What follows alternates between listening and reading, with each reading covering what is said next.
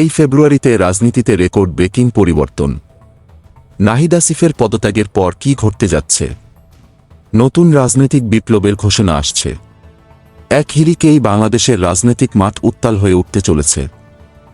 ফেব্রুয়ারির মধ্যে অন্তর্বর্তীকালীন সরকারের দুই অত্যন্ত গুরুত্বপূর্ণ উপদেষ্টা নাহিদ ইসলাম ও আসিফ মাহমুদ সরকার থেকে পদত্যাগ করতে যাচ্ছেন।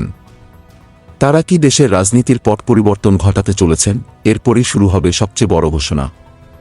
সেই জুলাই বিপ্লবে নেতৃত্ব দেওয়া ছাত্র জনতার দ্বারা গঠিত নতুন একটি রাজনৈতিক দল আত্মপ্রকাশ করবে। এই দলটির প্রথম কার্যক্রম শুরু হবে আহ্বায়ক কমিটির ঘোষণা দিয়ে, এবং নাহিদ ইসলাম হচ্ছেন সেই কমিটির সদস্য সচিব। যিনি বিপ্লবের প্রথম সারিতে ছিলেন, এখন কি নতুন দল গঠন করতে যাচ্ছেন? বিএনপি মহাসচিব মির্জা ফখরুল ইসলাম আলমগীর স্পষ্ট জানিয়েছেন, তাদের নেতৃত্বে রাজনৈতিক দল গঠন করে নির্বাচনে আসা গ্রহণযোগ্য হবে না। কিন্তু নাহিদ ইসলাম জানিয়েছেন, যদি আমি রাজনৈতিক দলে যোগ দিই তাহলে সরকারের সঙ্গে সম্পর্ক ছিন্ন করতেই হবে। এমন একটি মন্তব্য রাজনৈতিক অঙ্গনে তোলপাড় সৃষ্টি করেছে। জাতীয় নাগরিক কমিটির একাধিক নেতা জানিয়েছেন, নাহিদ ইসলাম ছাত্র জনতার কাছে অত্যন্ত জনপ্রিয়। তিনি ছিলেন জুলাই আগস্ট বিপ্লবের এক গুরুত্বপূর্ণ নেতাও। নতুন দলের ঘোষণা কি দেশের রাজনৈতিক স্বপ্নদ্রষ্টাদের সত্যি সত্যি নতুন দিগন্ত দেখাবে?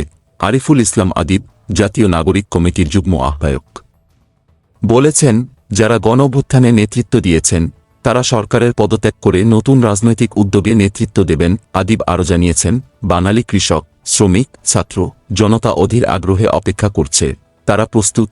এদিকে জাতীয় নাগরিক কমিটির মুখপাত্র সামান্তা শারমিন জানিয়েছেন, যারা সরকারে আছেন তাদের অবশ্যই পদত্যাগ করতে হবে, তারপরেই রাজনৈতিক দলে যোগ দিতে পারবেন। এই সিদ্ধান্ত কি সঠিক সময়ের প্রথম পদক্ষেপ হতে চলেছে? আগামী 15 ফেব্রুয়ারির মধ্যে নতুন রাজনৈতিক দল ঘোষণা হতে যাচ্ছে এবং 24 দফার ইশতেহারের প্রস্তুতি চলছে। ছাত্র জনতার গঠিত এই দল কি এবার রাজনৈতিক ইতিহাস বদলে দেবে? এখন আপনি কি অপেক্ষা করছেন? দেশজুড়ে কি ঘটতে চলেছে সেটাই জানার সময় এসেছে।